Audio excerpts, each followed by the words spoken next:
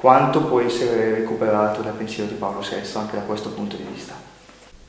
Ma il tema fondamentale della pace e dello sviluppo come strada necessaria per arrivare alla pace, questo è evidentemente da accogliere pienamente.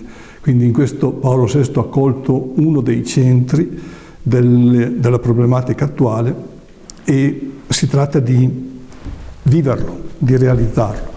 Così come anche l'altra intuizione grossa di Paolo VI, secondo cui il futuro della nostra civiltà è legata alla scelta fondamentale dell'amore e che quindi la civiltà del futuro sarà necessariamente, deve essere una civiltà dell'amore. Anche questo credo che sia una intuizione straordinariamente feconda e capace di illuminare il nostro cammino. E il problema invece che ci tormenta e che non siamo ancora riusciti a mettere a fuoco è riuscire a creare dei veri legami di conoscenza e di reciprocità tra le diverse esperienze umane, culturali. Le culture sono molte e diverse. Un tempo erano in qualche modo autonome, non sono mai state del tutto autonome, cioè gli scambi ci sono sempre stati, però fondamentalmente ciascuno aveva un suo spazio. Oggi l'intersezione delle culture è un dato di fatto ampio e inevitabile. E riuscire a mettere in collegamento e in dialogo le culture diverse senza umiliarne una per esaltare l'altra, ma riuscendo a renderle feconde le une con l'apporto degli altri, questa è la sfida che abbiamo. Però è una sfida che è complicata perché dietro ci deve stare una concezione di uomo. Se io non ho una visione di che cosa sia l'uomo e verso quale traguardo possa muoversi, faccio fatica a mettere in collegamento le diverse esperienze umane, le diverse culture, e rischio di accostandole che l'accostamento sia semplicemente un confronto e uno scontro. Il cosiddetto scontro di civiltà è una possibilità. Tocca a noi, con l'intelligenza che abbiamo, di evitarlo, ma non è possibile evitarlo senza riuscire ad avere un'antropologia che sia corretta e che sia condivisibile. È una visione dell'uomo che le diverse culture possano accogliere come una visione che le fa crescere, che le arricchisce, che le mette in rapporto positivo con gli altri. E questa è una sfida enorme che richiede un impegno culturale grosso, un impegno delle diverse esperienze umane, e quindi ci vorrà del tempo, della fatica e purtroppo anche della sofferenza.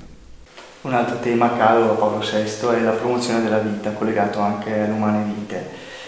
Quanto oggi abbiamo bisogno appunto di recuperare questi temi, collegandoci anche al fatto che il Collegio Cardinalizio ha riconosciuto proprio il miracolo della beatificazione di Paolo VI relativo a un feto di 5 mesi. Nella umane vite Paolo VI era soprattutto preoccupato di fare in modo che sessualità, amore e procreazione fossero collegati tra di loro. E credo che uno dei nostri drammi sia invece il fatto che queste realtà si sono separate le une dalle altre, perché la sessualità è percepita come una attività dell'uomo non legata con l'amore, e idem per la procreazione, per cui la gestione della sessualità può essere vissuta senza la responsabilità del mettere al mondo dei figli, e adesso succede il contrario, cioè che il mettere al mondo dei figli viene fatto al di fuori della sessualità.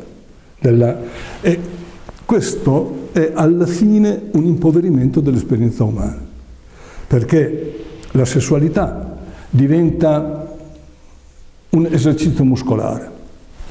L'amore diventa un sentimento vago e che fa meno riferimento all'impegno quotidiano. E la procreazione diventa una azione tecnologica in cui la dimensione umana del progetto, della speranza, eccetera, sembrano meno presenti. Io temo che questo qui produca una esperienza umana frammentata e quindi tendenzialmente schizofrenica, e che il futuro possa creare per le persone delle sofferenze psicologiche notevolmente forti, pesanti da sopportare, perché in questa frammentazione la percezione di quello che siamo e della responsabilità che abbiamo diventa difficile da tenere insieme. E il messaggio della Humane Vitae da questo punto di vista è straordinariamente moderno. Bisognerebbe riuscire a confrontarsi, solo che la Humane Vitae ha avuto purtroppo una brutta storia di accoglienza, perché non era ancora letta del tutto e i cannoni sparavano da tutte le parti. Quelli che sono vecchi come me se lo ricordano. Mi ricordo davvero quando è uscita la Humane Vitae, ero a Camaldoli all'incontro degli universitari della FUCI, e l'esperienza di quei mesi lì che sono venuti dopo la pubblicazione dell'Humane Vitae è effettivamente un'esperienza brutta, esperienza di rifiuto, di accuse anche cattive, eccetera. E recuperarla non è dal punto di vista psicologico e, come si dice, di comunicazione molto, molto facile. Però il tema, quello del riuscire a unire amore, sessualità e figli, è fondamentale. Il futuro della nostra società dipende molto da quello.